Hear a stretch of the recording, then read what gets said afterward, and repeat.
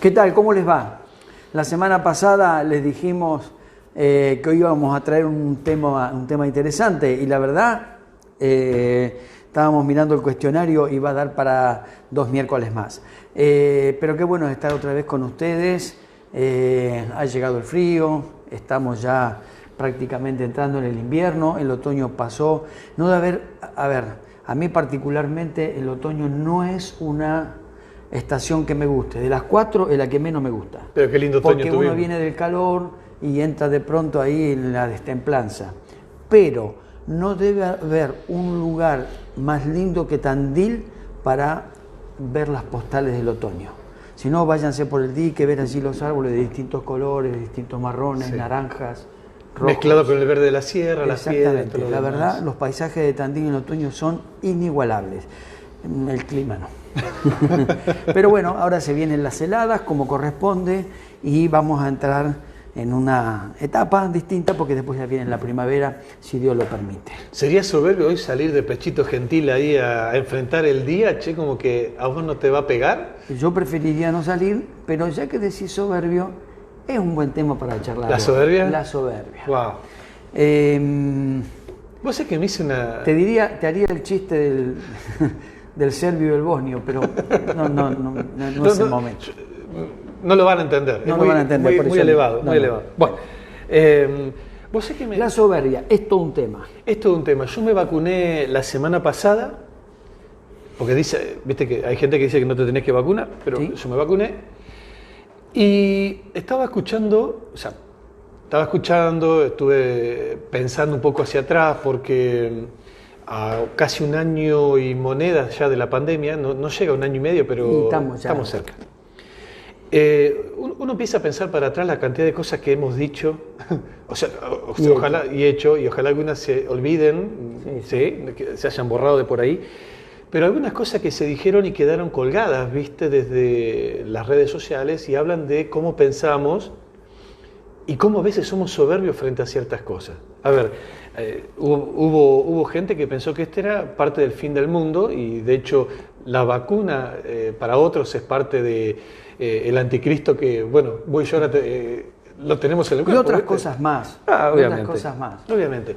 Pero ¿cuántas cosas que no dijimos tuvimos? ni pensamos cuando nos vacunaron con la BCG cuando nacimos, el calendario vacunatorio de nuestra infancia. Nadie pensó en eso y no vino ni el fin del mundo ni el anticristo en nosotros. Tal cual. La bestia ni mucho menos. Vos hoy no podés ir a ciertos lugares de Centroamérica si no te vacunás contra la fiebre amarilla. Tal cual. Entonces, ni hablemos de África. A ver, la gente se vacunó para ir a Brasil de vacaciones hace un par de veranos atrás, pues con el tema justamente creo que era de la fiebre amarilla. Claro, sí. ya nos habíamos olvidado de eso. Pero de vacaciones no es el anticristo, al contrario, es todo placer, está todo bien y no va a ser justo ahora, va a venir el fin del mundo cuando me voy de vacaciones. Entonces digo, esta posición tan extremas a veces. Extrema, radicalizada, puesta en un lugar de conveniencias, en el mejor de los casos, tiene mucho que ver con una postura soberbia de qué es lo que pienso. Y lo que yo pienso es la única, el pensamiento único. Tema que en la Argentina daría para otro conversatorio, pero no es el caso. Como que el fundamentalismo y la soberbia a veces van de la mano. Tal cual. O sea, no hay grises. Las cosas son blancas o negras y generalmente de la soberbia son a mi manera. O sea, yo le pongo el color y ese es el color que debe quedar. Cuando Sinatra cantó A mi manera, si uno lee la letra, hay una posición en donde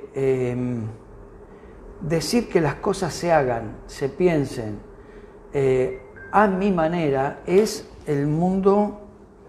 No estoy dispuesto a compartir con el mundo ciertas circunstancias, cierta manera de pensar, cierta manera de ser. Porque las que van a valer, obviamente, son las mías. mías. No es a mi manera, no hay otra manera. Entonces, me parece que es una posición un poquitito venida menos, ¿no?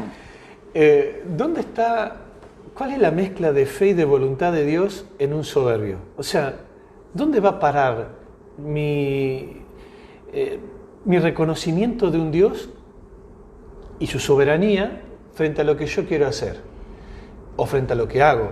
Porque creo que el soberbio no le rinde cuentas a Dios, ¿no?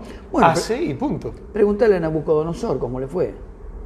A ver, le avisamos a la gente quién es por las dudas. Bueno, hay muchos leídos del otro lado. Sí, claro, no, sí. La mayoría lo saben. Pero digo, es para reflexionar. Porque cuando el Señor dice que los primeros serán postreros y los postreros serán primeros, está hablando de una ubicación en la que, para la cual yo me postulo, ¿sí? A ver, yo puedo tener en claro cuáles son mis virtudes, cuáles son mis talentos, mis capacidades, incluso para los que me preparé. A ver, yo fui a la Facultad de Medicina y siendo un pibe que salía del secundario con 18 años, que podía haber hecho cualquier otra cosa, pero desde mis capacidades yo me di cuenta que me llevé 4 veces matemática, no puedo ser ingeniero, ni arquitecto, ni nada por el estilo. Mandar cohete a la luna ni hablemos. ¿Cómo? Mandar un cohete a la luna. No, estaba lejos de mí. Por las dudas. Fui bastante bueno, me gustaba, mejor dicho, lo que eran las carreras humanísticas, pero nunca hubiese hecho literatura o cosas por el estilo, porque es el día de hoy que tengo falta de ortografía, ¿sí? Más allá de leer libros y de todo este tipo de cosas, no daba para un título académico. Pero de pronto, dentro de las humanísticas, me di cuenta que la medicina era un buen lugar para mí. Y no me equivoqué. Desde allí disfruté de la carrera, pude bendecir a través de la carrera y sé que mis dones pasan por lo humanístico. De hecho, termino siendo 30 años después también un pastor. Entonces, me parece que reconocer los talentos y los dones que Dios te ha dado está bueno, porque te podés derramar y ser generoso desde esas posibilidades. Ahora, creerte que sos la última Coca-Cola del desierto por el solo hecho de que tenés tal o cual talento, un ejemplo es Maradona. Claro. Maradona, a ver, vos le tirabas algo redondo, no importaba que sea una pelota, algo redondo, y él con eso redondo te hacía maravillas, porque tiene un talento especial desde el punto de vista neuromuscular, que una conexión entre la cabeza y los pies, que era una cosa... Hasta que hablaba. Hasta que hablaba. Y ojalá hablase de fútbol, porque a lo mejor también desde ese talento tiene un montón de cosas. ¿Quién podía hablar mejor que el de fútbol? Pero cuando hablas de filosofía, hablas de política, hablas de cosas que nadie te preguntó por un lado, y por otro lado, si te preguntaron, no tener la decencia de decir, mire, yo de esto no sé. Si no es redondo, yo no sé. Y esto no es venirte a menos, pero también está en el periodista o en el interlocutor del momento hacerle preguntas a alguien que no tiene por qué responder de eso. ¿Se entiende? Y dejar de ser generoso de pronto uno que cree que yo puedo tener derecho a responder todo. Y mucho menos a un argentino, que vos le preguntás de cualquier cosa y el argentino responde. Así dicen, si un día te perdés en Buenos Aires, no preguntes por la duda. Claro. A ver, a mí en Buenos Aires, me podía haber sido en otro lugar también, pero en Buenos Aires, a mí un día me mandaron en una cuadra 3 veces a distintos lugares. Ahora, ninguno dijo no sé, todos dijeron algo. Es como que la palabra no sé en el soberbio no existe. Yo sé algo. Sí. De lo que me estás preguntando, algo sé. Estás reviviendo una vieja herida. Me acuerdo en uno de los últimos viajes que hice con mi papá a Buenos Aires para subir a la autopista. O sea, viste que tomás media cuadra de más y ya te perdiste. Podés terminar en Nueva York. Le pregunté a un policía, digo, ¿cómo subo a la autopista? La veía, pero le digo, no encuentro el acceso. Seguí por acá y después... A algún lado vas a llegar. Y fue verdad, pero bueno. Por eso. Ahora, volviendo a la soberbia, Nabucodonosor es uno de los ejemplos más importantes o más claros en la Biblia. El tipo estaba centrado en una capacidad. ¿Sí? El tipo había hecho de la nada Babilonia. Sí. Con sus jardines colgantes, una de las 7 maravillas del mundo. La verdad, desde el punto de vista era humano, bueno, ¿eh? Y era como para agrandarte un poquito. Sáquenle algunas fotos. El problema es que él lo cristalizó lo que estaba en su corazón. Por eso la Biblia dice, la abundancia del corazón habla la boca.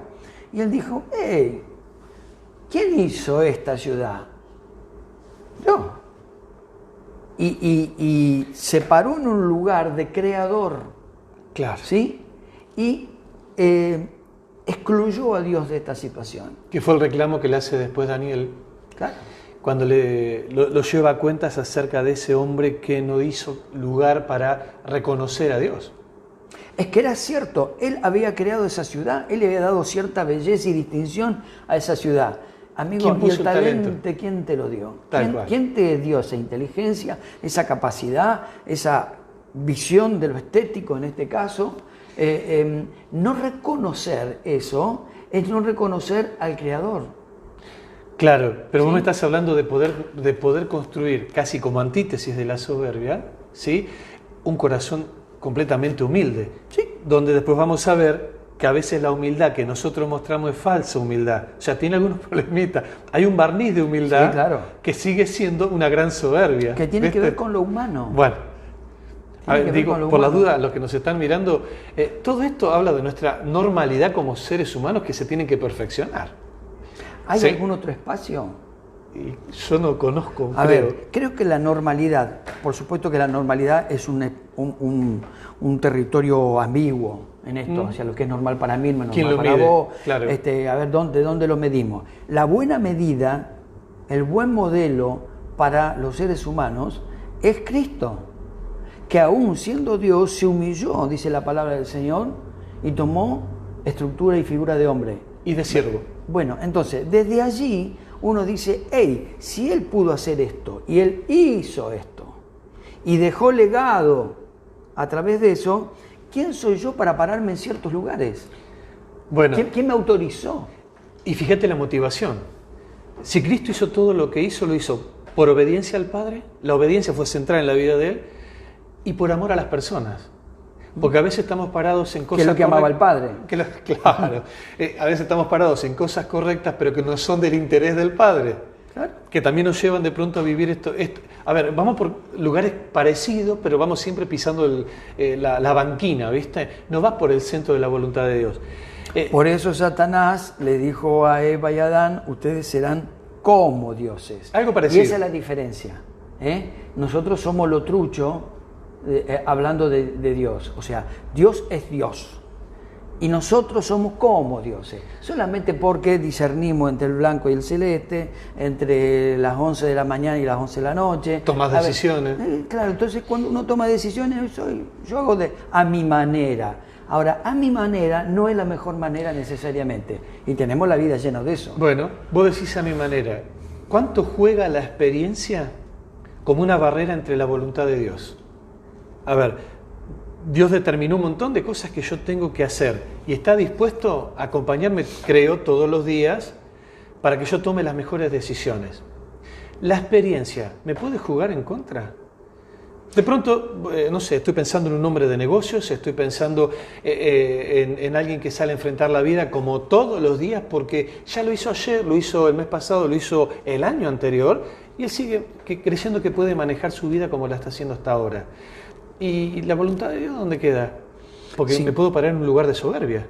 La Biblia habla de los viejos rudimentos de la vida. ¿Sí?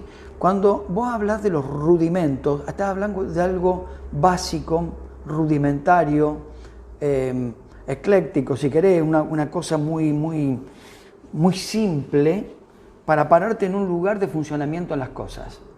Ahora, cuando el Señor habla de los viejos rudimentos, está hablando de lo básico y elemental, viejo.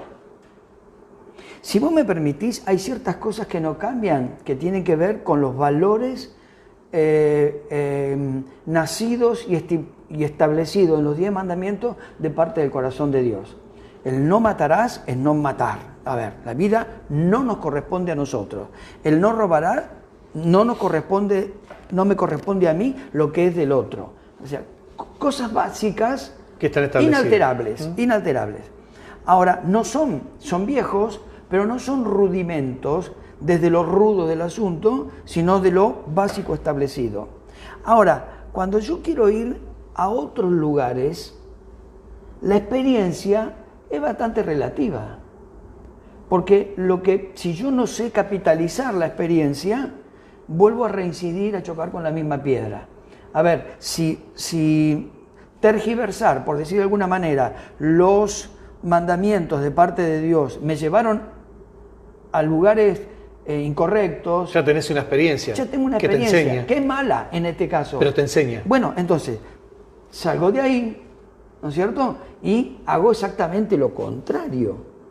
¿Y qué pasa si haciendo siempre lo contrario a esto, que sería el camino correcto, y te empieza a ir bien? Y de pronto te volvés autosuficiente, porque ya sabes cómo hacerlo. ¿No te parás en un lugar de soberbia frente a las decisiones que vas a tener que tomar? Sí, claro. ¿Precisás a Dios desde ese lugar? Sí, claro. A ver, ejemplo. Digo, si precisás a Dios, a ver, obvio que precisás a Dios. Estoy diciendo que muchas veces no te das cuenta que tenés que tomar un tiempo para buscar de Dios otra vez dirección. La experiencia ya te dice por dónde ir. Sí, claro.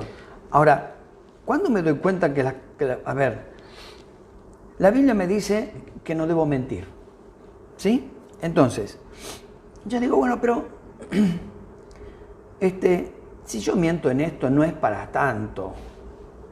Tampoco se para el mundo por esta pequeña mentira, mentira inocente, mentira blanca, cualquier calificativo, ¿sí?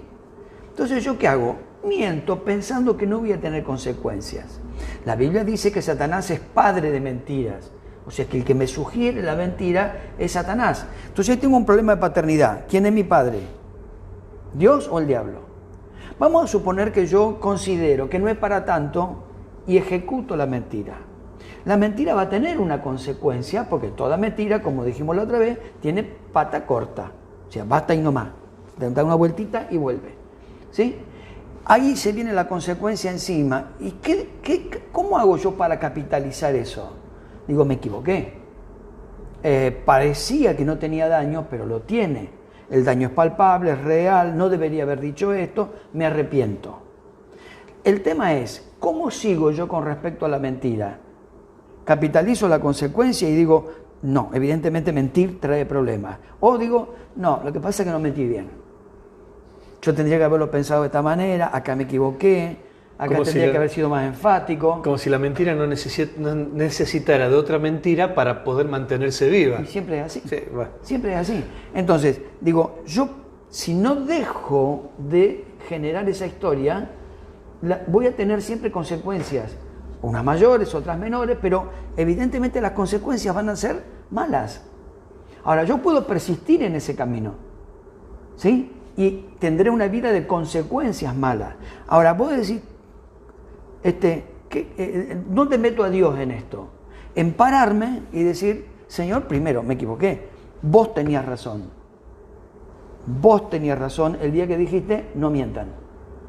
Ahora, perdón por esto. Y junto con el arrepentimiento va, la Biblia dice, los frutos dignos de arrepentimiento. O sea, demostrar que estoy arrepentido. ¿Qué es esto en este ejemplo? No miento más.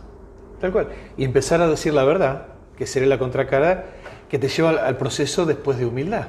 Porque por ahí vas a tener que pedir algún perdón. Sí, claro. Vas a tener que enfrentar situaciones. Bueno, ahí es lo que venimos hablando hace ya varios conversatorios atrás. La meditación delante de Dios con respecto a lo que me está ocurriendo. Bien.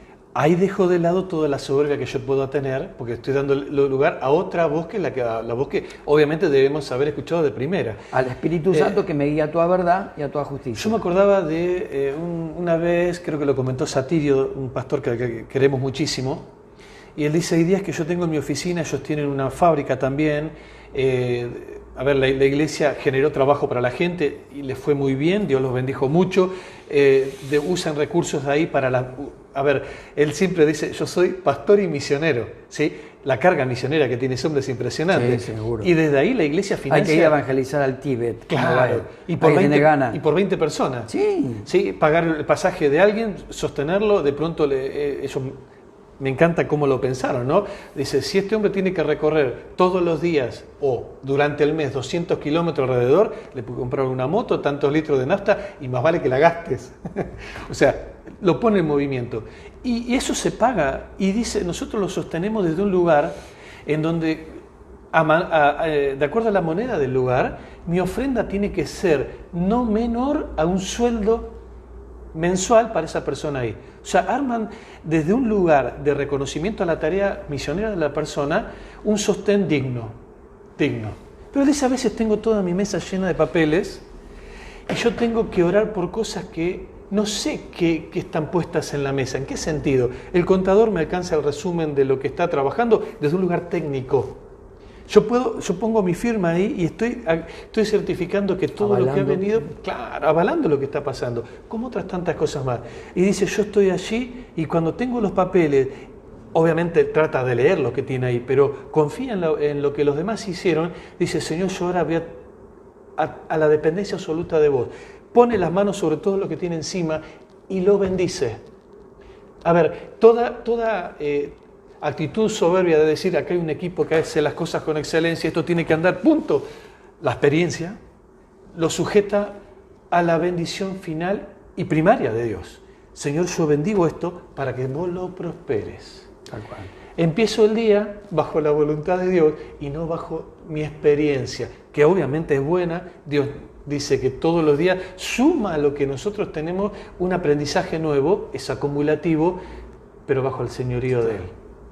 Eso en cuanto a buscar la voluntad de Dios desde lo que puede ser una experiencia. Pero no sé, corregime vos, ¿qué pasa con los recursos? A ver, yo confío más en lo que tengo que en lo que Dios me pueda dar. Bueno, eso habla de una mente finita. Aunque tengas mucho. Sí, habla de una mente finita, porque yo considero que un número es un límite. ¿Sí? Entonces, cuando uno dice, yo soy rico, pregunta, ¿cuánto es ser rico? ¿Cuánto tengo que tener para ser rico? Porque antes se decía yo soy millonario. Sí, hasta que los millones fueron moneda corriente. Claro, entonces en la época donde la gente ganaba centavos, tener 1 millón de pesos era ser millonario. Y millonario era signo de alguien pudiente, alguien con muchos recursos. Alguien con recursos te diría hasta infinitos. ¿Sí? El que sacaba el PRO de década del 70 y ganaba el millón era una persona que tenía acceso a todo. No. A ver, sacarte el PRODE era un vuelco en la vida. ¿Cómo se llamaba este muchacho, el primero que ganó el paraguayo, te acordás? Que ganó el PRODE por primera vez en Argentina. Lo primero que hizo fue dejar a Julia López, ¿era? Bueno, no me acuerdo. A la López la dejó. Se fue.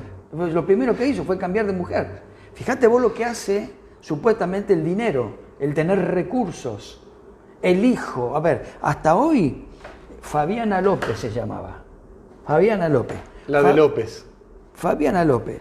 El tipo la deja porque fue lo primero que dijo, bueno, hasta voy a hacer un cambio. Voy a hacer un cambio, ahora que soy millonario. Es interesante porque, digo, qué endeble es la posición de un individuo ante el dinero. ¿Sí? Ya lo dijo Groucho Marx, creo. Yo tengo principios, pero si no le gusta, tengo otro. ¿Me entendés? Entonces, digo, a veces uno cambia algo que consideraba que era sólido. Yo soy un tipo humilde, yo soy un tipo normal, soy un tipo humanitario. La verdad que nadie tiene buena gente, nadie tiene nada que decir de mí, hasta que le pones 10 millones de dólares. Y de pronto el humilde, el humanitario, la buena persona se convierte en un monstruo. Entonces, ¿qué es lo que faltan? ¿Falta gente humilde? No, faltan capitalistas. Claro. Falta que alguien te ponga dinero para saber quién sos. Dale dinero y dale poder a alguien y vas a saber quién es. El dinero genera poder. El dinero genera poder, mientras que el poder no necesariamente genera dinero. Pero a veces el poder como recurso es generador de estilos de vida y de decisiones que son ruin para con respecto a la persona, ¿no? Sacan lo peor de vos, en vez de sacar lo mejor. Bueno, como la soberbia es algo de lo peor de uno. Bueno, como hay gente que de pronto quisiera mover una iglesia teniendo recursos. Le cambiamos la vida a toda la ciudad de Tandil, salimos a regalar dinero. Dios no viene por ahí tampoco, ¿no? Porque estamos hablando de la soberbia de creer que lo que yo tengo puede sustituir a Dios, aunque no lo estamos planteando nunca desde ese lugar, porque creemos que es algo bueno. Yo tengo recursos. Dios puede, a ver, si Dios quiere hacer algo, lo hará después con la gente que quizás no lo tenga o que tenga otro talento. Empezamos a inventar teologías, ¿viste? O otras cosas que lo posicionen frente a una necesidad de la gente. El recurso a veces puede sacar lo mejor de vos o te puede parar en un error que si vos no lo sabés administrar, sigue hablando de tu soberbia. ¿Para qué es el recurso? Es la pregunta. ¿Para qué es el recurso? Porque no es malo. No, los recursos hay que tenerlos. A ver, los recursos mueven el mundo. El mismo Señor, generó recursos cuando no los había. Había que alimentar a 5.000 y con los pequeños recursos que tenía, Él los multiplicó. Pues dice, pero a ver, si eso fuese así todo el tiempo, habría que estar orando por lo poco que tenemos para que el Señor lo convierta en mucho. Bueno, la situación lo dirá. Por eso, no sé cómo Dios lo hace, pero Dios lo hace. O sea, los recursos son necesarios para todos los ámbitos de la vida, ¿sí? Ahora, el tema es, ¿generar recursos es lo que cambia mi vida? ¿Y yo, dueño de los recursos, cambiaría la vida de otros? No estoy hablando de economía, estoy hablando de recursos. Recursos humanos, recursos intelectuales, académicos, espirituales, si me lo permitís, y económicos, entre otros. Entonces, si yo tengo recursos, ¿para qué tengo los recursos? Llegar hasta ahí sin hacerte la pregunta habla de quién es el que conduce tu vida. Estoy pensando en el mismo lugar de donde vos lo planteás en Pablo. Quiero ir a Asia. Ir a Asia significaba tener un boleto para tomar un barco, tener el dinero para pagar mínimamente la comida del viaje. La ropa creo que no era un gran problema en la antigüedad, pero Pablo vestía bien. Llevar a tus compañeros, porque aparentemente iba un equipo. Había que tener un recurso. ¿Te acordás lo que pasó? Vamos a ir a Asia. Tenemos los recursos. Tenemos el recurso humano, el recurso económico y el recurso espiritual, aparentemente. Y Dios le dice, ahora a Asia no pasás. Claro. Administrar lo que tenés, habiendo escuchado al Espíritu Santo, es otra cosa. A mí me maravilla, porque, yo no lo conozco al hombre, pero ha escrito libros, debe existir, ¿no? Un empresario en Estados Unidos que cuando va a empezar, él tuvo un shock emocional y espiritual. Y todos los días, cuando va a empezar la jornada laboral, tiene una mesa de trabajo muy grande, llama a su equipo. Creo que vos tuviste una charla de él también. Llama al equipo de trabajo y trae a alguien que de pronto ministre en adoración y suelte una palabra directriz para ese día. Vos decís, nada, imagínate, digo contador, tenemos un contador del cual le damos gracias a Dios por la honestidad, la transparencia que tiene. No se congrega acá, pero es un recurso humano que Dios trajo hacia nosotros para bendecirlo. Claro. Mirá cómo estamos parados en otro lugar. Pero imagínate el contador de esa empresa que estaba acostumbrado a los enjuagues y de pronto ahora se come una palabra donde te hablan de la honestidad, de la transparencia. Y vos decís, bueno, vamos a tener que pegar algunos ¿Cómo ajustes? Presento las cuentas ahora? Claro. Venga, Pastor Satirio, ore por mi recurso. Claro. ¿Puedo orar por lo que vos estás presentando hoy? ¿Sí? Y vos decís, wow, y este tipo se para en un lugar donde no está preocupado por cuánto va a ganar la empresa, que le preocupa, es un empresario, pero está preocupado por poner a Dios como el centro, el recurso principal de todas las decisiones que va a tomar. ¿Qué sensibilidad real que enfrenta de pronto a ciertas soberbias en cuanto a que todo lo que tengo es un recurso provisto por Dios al servicio de Él y bajo la guía de Él? Aún así, ¿te podría salir mal algunas cosas? Con la guía de Él no. Vuelvo a repetir, ¿dónde me paro yo con respecto a qué concepto tengo yo del recurso? Porque hay una idea siempre de que Dios nos va a dar recursos en abundancia. La Biblia habla de eso, y es cierto. Ahora, para ejemplo, grandes templos. Nosotros tenemos un local muy grande, ¿sí? Muy grande, con dependencias de todo tipo. Gracias a Dios por eso. Fue un milagro de Dios, una bendición de Dios, y para mostrar también lo que Dios puede hacer de la nada misma, porque así fue. Ahora, pandemia. ¿Qué hacemos con todo lo edilicio? No sirve para nada, pero para nada. Entonces, el recurso, si Dios no tiene un destino para ese recurso, el recurso per se no existe. O pueden ser temporarios, Porque de la noche a la mañana, Sí, claro. todo lo que vos atesoraste, otro tema de la soberbia, yo me lo gané, yo lo construí, Claro. yo soy el vivo que pudo lograr Claro. todas estas cosas, ¿viste? Y vos decís, El tema del pronombre. ¿y ahora? El tema del A pronombre. ver. Nuestro templo. ¿Ah, sí? Ah, no me diga. ¿Y ahora? Se parece mucho a lo de Nabucodonosor.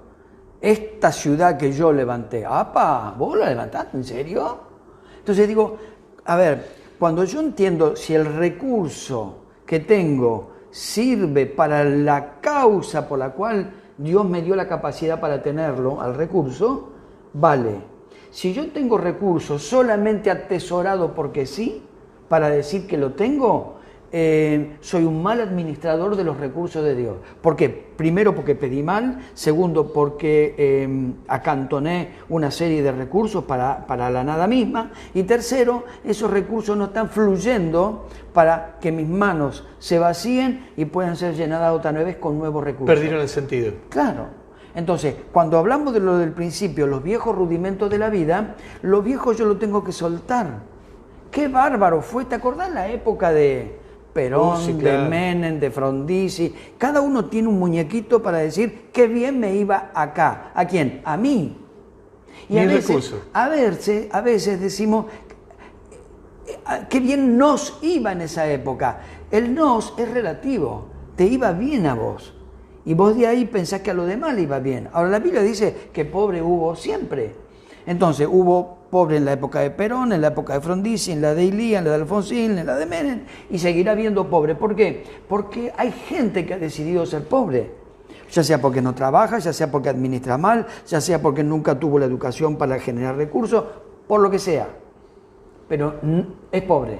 Está debajo del nivel digno de vida. ¿Sí? ¿Verdad? Ahora, ¿siempre hubo ricos? Sí, claro que siempre hubo ricos. Y hubo ricos que se empobrecieron y hubo pobres que se enriquecieron. Ahora, qué interesante, ¿no? En el medio están los recursos. Claro. Y los recursos de la mano de las oportunidades, y cuando hablamos de oportunidades creo que lo charlamos unos días atrás, esto de poder entender qué ofrece la crisis, si es que hay una crisis, qué ofrece el mercado, el mundo en el momento en donde vos estás, y qué oportunidades me revela a mí Dios, porque eso es otra cosa, parar, saber esperar, saber preguntarle a Dios, y desde ahí volver a replantearme la vida. ¿Qué pasa si vos tuviste una fábrica de sombreros hasta hace unos años atrás?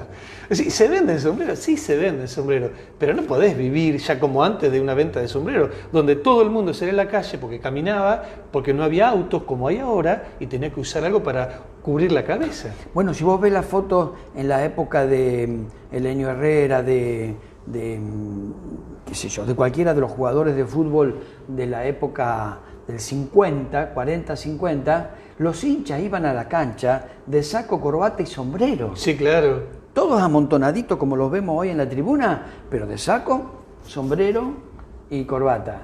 Vean la película El hincha, Claro. antigua película, y van a ver eso. Ahora, era lo normal. Entonces, claro que tenés que vender sombrero, claro que tenés que vender traje y claro que tenés que vender corbata. ¿Por qué? Porque todos los hombres lo usaban.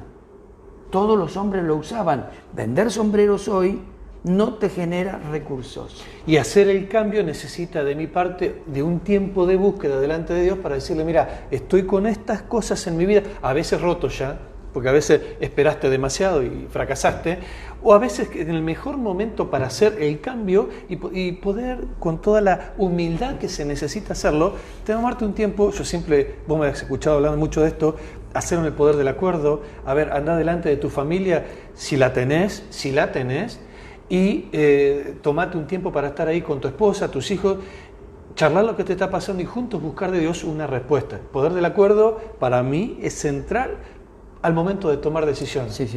Sí, bueno, es bíblico, donde dos o tres se ponen de acuerdo. Ahora, Exacto. Ahora, el tema es el siguiente también. Cuando hablamos de planear qué hacer con los recursos o qué cantidad de recursos necesito, tiene que ver con esto de estar delante de Dios todos los días. Vos decís, a veces te detuviste demasiado tiempo y ya no tenés los recursos. A ver, volvemos a la fábrica de sombreros. Si vos seguís esperando que vuelva la boda de los sombreros, bueno, hay un momento donde vas a tener el depósito lleno de sombreros y el mostrador vacío de gente. Ahora, ¿por qué? Porque te paraste en tu propio pensamiento soberbio. ¿Sabés qué? Estos son los mejores sombreros del mundo. Siempre me compraron a mí. ¿Quién no compró, desde la época de mi abuelo, quién no tenía un sombrero marca García? En esa época sí, en esta nadie. Entonces, ¿por qué yo no vendo sombreros? Porque mi soberbia no deja ver la realidad. Cuando en realidad, en este caso, tu abuelo fue el que de pronto vio lo que estaba pasando en ese momento, miró lo que la gente necesitaba para ponerse algo en la cabeza y dijo, yo voy a poner como fábrica algo que la gente necesita, le vende sombrero. Ahora, hoy en esta realidad hay mucha gente que te dice, en Argentina no se puede prosperar. Hay mucha gente que te dice, en una ciudad como Tandil no se puede, salgo a la calle a buscar trabajo y no existe el trabajo. Vos decís, ¿de verdad? Porque andá Juárez, andá Raúl, sí. andá 100 kilómetros a la redonda y vas a ver que estás viviendo en el paraíso. Y además no estoy poniendo sobre mi vida el amparo, el paraguas espiritualmente correcto que es Dios siendo mi proveedor. Lo otro es parte de mi soberbia. Me tienen que dar trabajo a mí, me tienen que solucionar los problemas a mí. Yo delante de Dios le digo, vos siempre fuiste el que se ocupó de mi mesa. El proveedor, tal cual. Vos fijate, estos que sugieren que de acuerdo a lo que pasa en el mundo o en el país, obviamente me pasa a mí. Puede ser que hay un goteo lógico en lo macro. Sí, claro, si baja el dólar en la Argentina, baja en Capital, en Neuquén y acá. ¿Sí? Ahora, no necesariamente los recursos para el desarrollo de un individuo, de una ciudad, necesariamente están atados a lo que dictamina la macroeconomía o la macrocultura de un país. Ejemplo, Tandil yo nací en Tandil, viví en Tandil, me desarrollé en Tandil y sigo estando en Tandil. Yo he visto un Tandil cuando era niño donde trabajar en metalúrgica, claro, trabajar en el Banco Provincia o en el Banco Comercial, un banco de la ciudad. Representativo de la ciudad. De la ciudad. Banco comercial, trabajar de maestro, era tener un futuro asegurado. La estación de tren. La estación de tren, la Tandilera, Kafka, lugares emblemáticos de Tandil, en donde si vos trabajabas en esos lugares, más allá del oficio, con los recursos que te generaba eso, probablemente vos podías hacer tu casa, probablemente vos tenías un auto, probablemente vos te ibas de vacaciones. Digo probablemente porque dependía de cómo administrabas esos recursos. Pero vos sabías que podías trabajar por años en ese lugar. Este país tuvo consecuencias, pero mientras estuvo funcionando el país productivo, eso funcionaba. Ahora, antes de eso, la gente venía a lo que hoy es la universidad, el Palace Hotel, venía la gente de distintos lugares del país, sobre todo familias adineradas, a curarse de la tuberculosis porque el aire de Tandil y el de Córdoba te curaba de los problemas de los pulmones. No teníamos el dique todavía que cambió, cambió el microclima. Turismo sanitario. Exactamente. ¿Sí? O sea que mientras funcionaba metalúrgica teníamos turismo sanitario. Pasó esa época. Vino la época de las canteras, ya lo conocemos, ya venía de antes, se modificó ese funcionamiento que generó hasta vías intraurbanas en Tandil. ¿Sí? Lo que hoy es el bulevar donde está la iglesia Peniel, por ahí pasaba la vía. Yo he visto pasar los trenes ahí, que no tengo tantos años. ¿Sí? Detrás delante del, ¿cómo se llama? Del ejército pasaba otro tren que iba a otra cantera. Digo, todo esto tenía que ver con un desarrollo que ya no era el maestro, el bancario, era la industria de la piedra, en donde medio Buenos Aires está empedrado con adoquines nuestros. De Tandil. ¿Sí? La industria láctea, la industria obviamente agrícola-ganadera.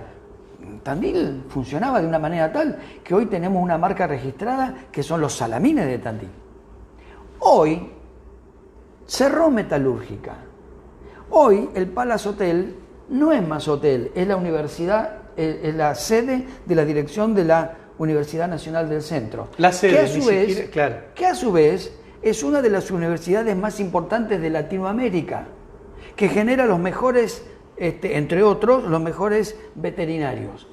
Y ergo, como producto y recurso de esa universidad, hay empresas como Globant y algunas otras más que regeneraron un nuevo recurso, el polo informático en Tandil, en una casa antigua, acá en la calle Colón o en el centro, que sigue siendo una casa antigua. Adentro hay 50 empleados trabajando en computadoras. Digo, ¿Tandil es una ciudad destinada a la pobreza? No. Tandil es una ciudad tocada por el dedo de Dios que, de acuerdo al lugar donde está ubicado, sierra, su aire específico, sus recursos agrícola-ganaderos, sus recursos académicos e intelectuales, va cambiando continuamente. El tren, dije, funcionaba interurbano, ahora ni el tren pasa. No, de hecho, la mayoría de las vías se levantaron. Bueno, o sea, digo, no estamos aferrados a ese único recurso. Dios ha bendecido a Tandil con muchos recursos. Por eso que Tandil no es pobre. Puede ser que alguien no tenga trabajo, puede ser que esta epidemia, por ejemplo, haya dejado gente cerrando sus negocios, eso es cierto, pero Tandil se va a volver a recuperar. Entonces, como hijos de Dios, no debemos profetizar lo que en algún otro lado del país se dice, que seguramente les va muy mal por montones de cuestiones. Tandil ha sido bendecido de una manera tal que también es cierto, la gente dejó de mirar a Dios. ¿Sí? Fíjate qué interesante lo que vos estás proponiendo. Porque ahí caemos en la soberbia, ¿sí? Porque algo funciona y parece ser que ahora... Bueno, ¿por qué dejaríamos de dar las gracias por los alimentos en una mesa? Porque los tengo todo el tiempo, todas las veces, todo el día, la heladera está llena, la alacena está llena, o sea, todo está llena, todo funciona bien. ¿Para qué le tengo que dar gracias a Dios? Ahora parece ser que en tiempos antiguos algunos envenenaban comidas para que vos no sigas tu camino, en otros momentos no había que comer y vos tenías que pararte en una mesa y decirle, Señor, es tu sobrenatural provisión para este día. Y cuando la provisión venía le daba las gracias. Pienso en todo esto y en lo que la ciudad es hoy, y hace más de 20 años alguien puso a la entrada de la ciudad un cartel, no sé si vos te acordás, que decía Tandil, ciudad de Dios, una palabra de bendición y profética enviándola a la ciudad. Sí. Ahora, nosotros desde nuestros lugares, todos los días, oramos bendiciendo la ciudad. A ver, como con la mesa, descontracturadamente. Señor, qué linda está la ciudad en este día, mirá cómo ha crecido, cuánta gente por la calle. Aún en medio de la pandemia, Tandil no fue una de las ciudades más golpeadas. A ver, tuvo momentos difíciles, claro, pero no fue una de las más golpeadas. Y estoy pensando en todos estos cambios que vos proponías recién, porque hasta el turismo vuelve a existir, pero con otra filosofía. Es un turismo de fin de semana que vende paisajes, que se reúne con la gastronomía y con lo que de pronto genera cierto estándar de producciones en Tandil. Tenemos denominaciones de origen. Bueno, todo esto hoy fue cambiando. Dos de las plumas importantes, más grandes plumas hidráulicas, estoy hablando, ¿no? Más importantes que se usan en construcción, están funcionando en Tandil. Una haciendo el paseo del banco, donde lo que era el banco comercial, claro, un banco de los empresarios tandilenses, hoy se va a transformar en un gran shopping. Pero queda la estructura de afuera. Quedó la estructura, recordándonos, ¿sí? El viejo banco, ahora replanteado en un shopping que va a tener muchos negocios y un montón de cosas. A 3-4 cuadras de allí, otra pluma más está funcionando, en donde se está erigiendo el edificio inteligente, el primer edificio inteligente en Tandil, que va a ser de Globant. ¿Sí? No estamos haciendo propaganda de esto, estamos hablando de cómo los recursos se van transformando. Porque hemos orado también por esto, las caravanas de auto en la ciudad. A ver, porque todo... Fíjate, y leer los tiempos, Adán. ¿Cómo? Leer los tiempos también. Exactamente. Y profetizar sobre los mejores tiempos. Así es. No me conformo con el otro día tengo. escuchaba un economista y sociólogo en televisión diciendo una cosa muy interesante. En el 2010, no estamos muy lejos, en el 2010 Argentina planeaba un desarrollo específico parado en la soja, ¿sí? Y en algunos otros recursos que habían ocurrido que nos generaban una cierta posibilidad de salir de algunos lugares. En el 2010, era importante, de acuerdo a esos recursos, con quién te asociabas en el mundo. A quién le vendo, a quién no le vendo, a quién le compro. Claro, mercados que tenían que ver con un recurso. Y de acuerdo a eso, abrimos negocios, establecemos empresas, generamos situaciones a futuro. ¿Sí? Bien, mira un detalle, conocer los tiempos.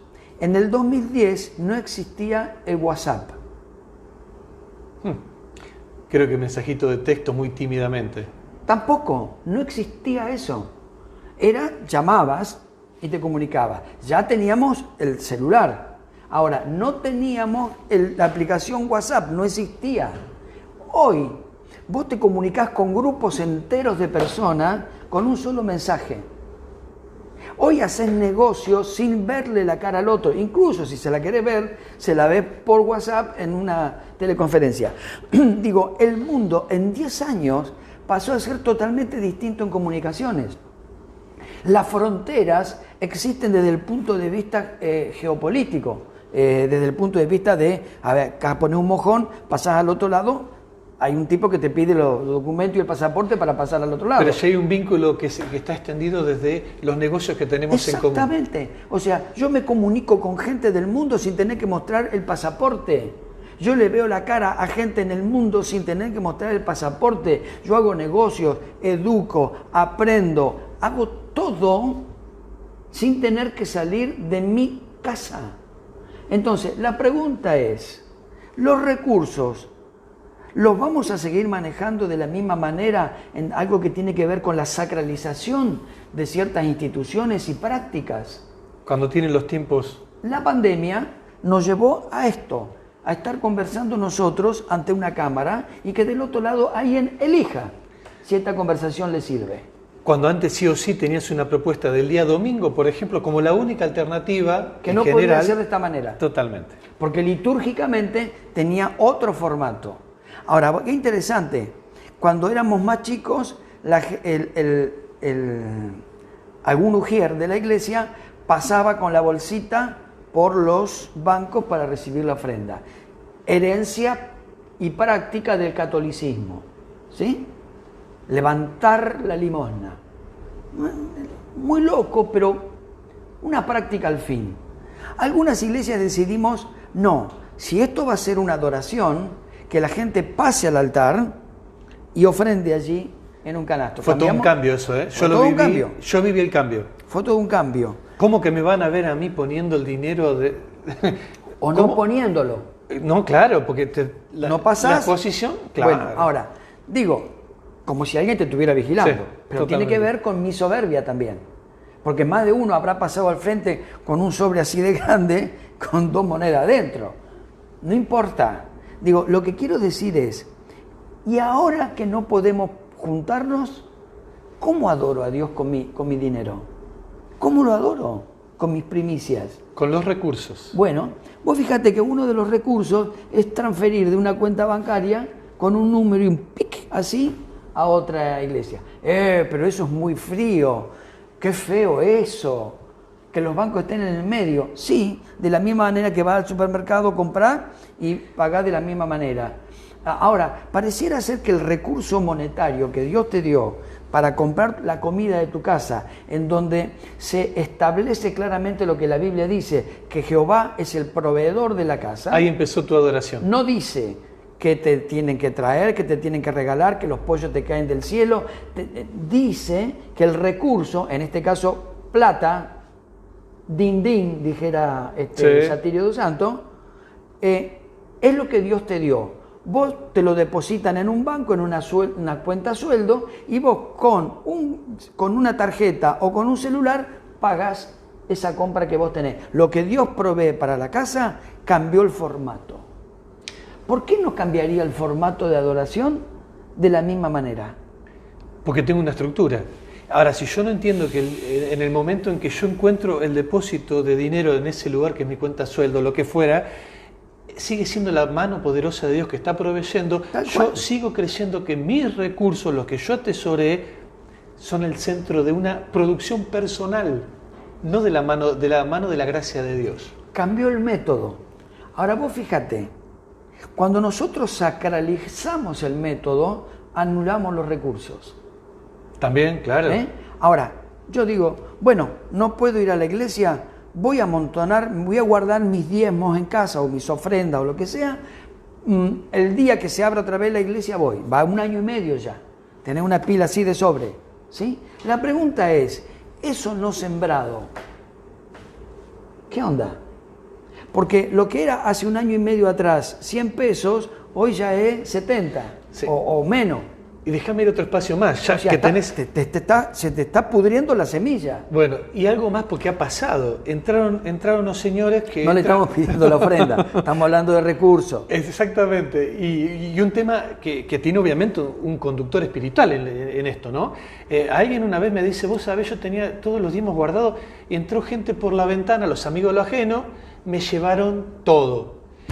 Y dice, no alcancé a poner el diezmo y no tengo ahora el dinero para ponerlo. Como si eso hubiera sido una deuda que está fechada en el cielo, que dice que en el cajón del escritorio tanto había un dinero destinado al Señor y no está.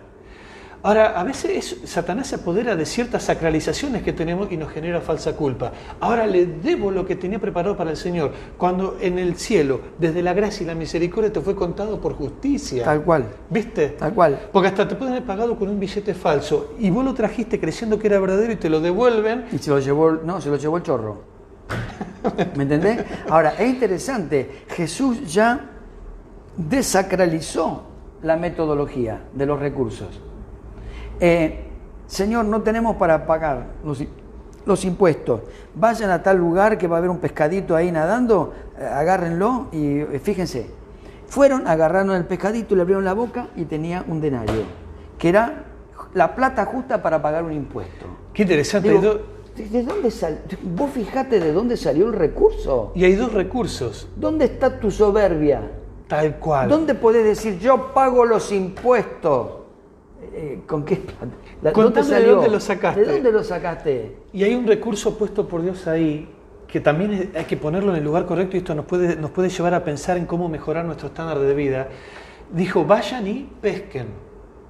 A ver, si no eras pescador, te convertiste de pronto en pescador. Frente a una necesidad, ahora sos pescador.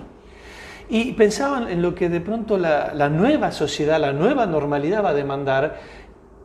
Y a veces no me hago cargo desde mi lugar mal aprendido, desde los recursos mal administrados, en que yo lo tengo que cambiar.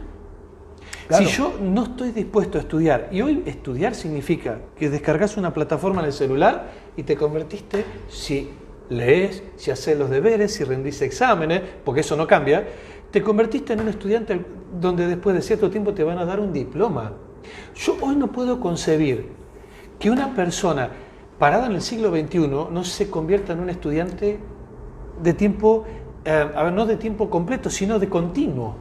No podés dejar de estudiar, porque el mundo, la información del mundo, lo dijimos también creo que el otro día, es continua y exponencial.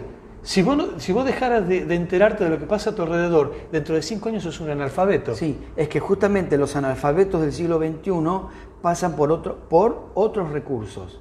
El analfabeto del siglo XX era el que no sabía leer y escribir, ¿sí? Hoy, el que no sabe algo de inglés, que no sabe algo de computación y alguna otra ciencia oculta para nosotros, es un analfabeto. Yo voy a dar mi ejemplo. Yo estudié 5 años inglés, cuando era niño, prácticamente. Mis padres me mandaron a estudiar inglés. Interesante. Y yo toda la semana iba a estudiar inglés, 5 años. Yo tengo una idea del inglés, pero como no granjeé el recurso, no puedo decir que yo hablo inglés. Es decir, por ahí lo podría hablar medio tarzaneado, pero lo que me cuesta es escuchar el inglés. ¿Sí? Ahora, en un restaurante comerías. Sí, en un restaurante decís, hey, listo, ya te entendieron. El tema es otro. Pueden traer cualquier cosa para comer y para tomar. Ahora, si vos te expresás, te traen lo que vos querés. Ahora, computación. Yo aprendí algo en un curso que en su momento se dio en el círculo médico, en el viejo método del DOS, que era todo el inicio, las cavernas. cambió todo, vino Windows, y qué sé yo cuánto, todo perfecto. Ahora, yo aprendí todo lo básico y lo necesario para manejarme con una computadora. ¿Qué pasó? Dios me dio un recurso, la secretaria. Che, no, dejémoslo ahí. El último turno de la semana pasada la puso... Brillante la secretaria. ¿Vos sabés? Si alguien pensaba que era un florero, un potus que teníamos en la secretaria... No. Pero se dio cuenta también. Bueno. Escúchame, habla con el contador, vamos a asegurarnos que estemos pagando lo correcto, no sé que venga con un aumento, alguna cosita. No. Sí. Ya está, bueno. O sea, también los recursos son los recursos. Bueno, pero volviendo al recurso, sí. Digo, a ver, Dios me dio una secretaria. Al tener una secretaria, yo ya no mando un mail, lo manda ella. Si me apura mucho... Capaz que por ahí... A ver, che, fíjate si podemos poner, Dios nos dio multimedias, el grupo de multimedias. Entonces vos haces la predicación, filmás, haces esto y lo decís, chicos, pónganlo en los medios, ¿sí? Y ellos van y te lo ponen en Instagram, te lo ponen acá. ¿Tenés cuenta de Instagram, José? Sí, tengo cuenta de Instagram. Tengo un problema, no sé si me siguen o si lo sigo. O sea, no sé. En el celular está. Hay una cosita ahí que... Sí, y parece que yo estoy ahí. Ahora, no sé si me ven o si yo veo. ¿Por qué? Porque no movilizo el recurso. Entonces, no es cuestión de tenerlo, sino para qué lo tengo, para qué Dios me lo dio. ¿Está? Entonces, pararnos en este lugar en donde yo digo, yo tengo Instagram desde una cuestión soberbia. Mirá qué vivo que soy. Tengo un iPhone. ¡Ah, qué bárbaro! ¿Y para qué te sirve el iPhone? 4 cámaras de foto tiene. Para mandar un mensajito. ¿Para qué querés 4 cámaras de...? No, es que no sé ni cómo se usan. Bueno, pero entonces, digo, la soberbia nos lleva a esto, a mostrar una pseudo opulencia de algo que no sé ni siquiera administrar. Y qué importante esto que planteas, lo dijo el pastor Daniel González, me acuerdo en una charla que nos dio para los líderes en algún momento, cuando vos humildemente vas delante de Dios a pedirle una idea, y a veces las ideas no son fáciles de digerir porque necesitan recursos humanos, recursos de todo tipo, pero dice, vos entendés que fuiste humildemente delante de Dios, venciste la soberbia de yo lo sé todo, fui delante de Dios, y Él pone una idea en tu corazón, esa idea sale adelante, no porque vos seas vivo, sino porque Él te pone a los instrumentadores también de esa misma idea. Va con el sello de garantía. Si vino del cielo, lo que vos querés hacer va a funcionar. Por eso a veces nos cuestionamos por qué no prosperó mi proyecto, ¿no? Santirio dos Santos, en un devocional profético de estos días, lo escuché decir, dar un testimonio y ministrar sobre una palabra, la negación de la avaricia. O sea, cómo anular la avaricia. Y da el ejemplo de una chica de la iglesia que necesitaba un milagro económico. Por X causa, no lo especifica. Pero ella necesitaba un cierto dinero que no tenía.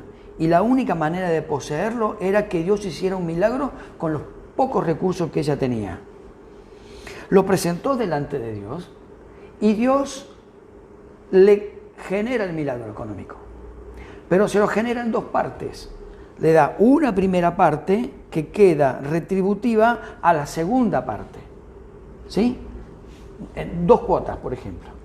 ¿Qué es lo que hace esta mujer cuando recibe la primera parte? Un ser humano normal diría, bueno, gracias Señor por esto, vamos a esperar la otra parte, así voy y soluciono todo este problema que tengo. No. Ella recibe milagrosamente la primera parte y lo que hace es apartar su diezmo, apartar su ofrenda desde esa parte para ir delante del Señor de una manera retributiva de no tocar lo que Dios te dio, ¿sí? Y ponerlo en el lugar contexto, reconociendo quién es el que estaba enviando la bendición. Enviando la bendición, pero además, quién es el que estaba cumpliendo con lo que había dicho, Dios. Y que ahora le va a faltar un poco más porque yo cumplo con la que me también me corresponde. Ahora, no esperó tenerla toda, es la que tenía ya con esto, y él dice, está rompiendo la estructura de la avaricia. No está, quiero tener todo primero, después vemos y charlamos. Le pedí a Dios esto Dios dice, pedí y se os dará. Y pedí, Él me dio. ¿Qué hago ahora? Voy a darle lo que Él también me dijo. Hay un día que es mío. Sí, ahí va, esto es tuyo. La relación económica, en este caso, del recurso con Dios se valoriza. Él sigue siendo el proveedor, yo sigo siendo el que necesito de Él. Esto rompe en el medio la estructura de la avaricia y en este caso de la soberbia. Tal cual. Yo no soy el generador, yo necesité un milagro. Y lo sigo necesitando. Y lo sigo, falta la otra parte. ¿Estamos? Y un 10 más, porque ahora no me alcanza. ¿Me entendés cómo es el tema? Entonces digo, me parece que cuando nosotros nos paramos en el lugar correcto, sabiendo que tenemos la idea de la finitud en nosotros, vuelvo a repetir, ¿cuánto es tener mucho? Porque para alguien que come una sola vez al día, comer dos, ya es mucho. Estamos en el doble. ¿Sí? Ahora, alguien que tiene millones de pesos, que ni siquiera los puede contar, la pregunta es, ¿por qué seguir haciendo negocio? ¿Cuál es tu problema con la avaricia? ¿A dónde querés llegar? Es más, hay personas en el medio de tus proyectos de usos después de esos recursos. Claro. Porque digo, hay posibilidades de bendición con esos recursos. Hoy estaba escuchando una noticia que el dueño de Facebook le pide permiso a uno de los miembros de Pink Floyd para utilizar una de sus canciones para un producto no sé cuánto de Facebook, el señor Zuckerberg. Entonces, el de Pink Floyd dice que... Muy académico estuvo. Que se vaya a donde usted sabe, el señor Zuckerberg. Dice, yo no le voy a dar mi arte para que él siga lucrando y apretándole el gañote a otras personas. No se lo doy. Entonces uno dice, a ver, por un lado el dueño de Facebook quiere seguir aumentando su poder. ¿Sí? Por otro lado, el que generó una de las canciones más lindas del mundo, en su momento, dice, la canción es mía. No te lo voy a dar, porque es mía. Los egos de un lado, los egos del otro, la soberbia. La soberbia en los dos lados. Tal cual. ¿Qué es lo que ocurre? Tanto los seguidores de Facebook como los seguidores de Pink Floyd quedan atados a esa decisión. Yo no sé qué hubiese salido de eso, o si hubiese salido algo bueno, pero los dos anularon sus recursos. José, hablando de cierres y de caídas y demás Por cosas... supuesto que esto sigue. Sí, creo que por hoy vamos a tener que dejar acá. Sí, pero el miércoles que viene aquí estaremos como un solo hombre. Un solo espíritu. Sí, tal cual. Y tratando de cerrar este tema, espero que nos dé el tiempo, porque nos quedamos, apenas arrancamos, este tema tan interesante que es la soberbia. Les damos gracias por haberse conectado, por supuesto. Tenemos mucho más en la semana. ¿Seguís hablando a los líderes vos? Sí, mañana. Y en esta semana, esto para que lo viralicen ustedes mismos con sus discípulos, amigos y todos los demás, vamos a tener un pequeño aparte, que esto lo va a generar el grupo de multimedia, no sé cómo va a ser editado. Va a haber un pequeño mensaje, más allá del mensaje, de la predicación de la palabra, del culto habitual que tenemos, vamos a tener un pequeño mensaje para el Día del Padre. Consideramos que es un día especial y queremos tener una palabra para allí. Y también estén atentos porque estamos negociando la posibilidad en fase 2 de volver a tener un culto semanal. Un poco más grande quizás. Sí. Pero bueno. Como le dijo Inodoro Pereira Mendieta, negociemos. Así que nosotros estamos negociando con el Consejo Pastoral y la Intendencia a ver si podemos lograr tener un culto semanal con todos los recursos y con todo lo demás. Pero bueno, volver a encontrarnos, volver a vernos, aunque seamos pocos, 80, 100 personas o el aforo que nos den, es volver a encontrarnos y eso también es bueno. Recuerde también que hay vacuna para todo el mundo, por lo visto, así que si no se vacunó, vaya y vacúnese, o anótese en la lista para vacunarse. Eso es bueno y es un recurso de parte de Dios. Por amor a usted y por amor a los demás. No deje de hacerlo. Tal cual. Bueno, los bendecimos. Sí. Y recuerden que antes de la caída viene la soberbia. Así es. Si buscamos desde el corazón de Dios ser humildes, Él cuando fuere tiempo te va a exaltar. En toda circunstancia, frente a toda necesidad, frente a las respuestas que necesites para tu vida. Todo lo que Dios hace para nosotros nunca añade tristeza, sino que por el contrario es una bendición que completa y enriquece toda situación en nuestra vida. Te bendecimos, gracias por conectarte. Nos vemos Nos vemos. el miércoles que viene. En realidad nos vemos todo el tiempo, pero bueno.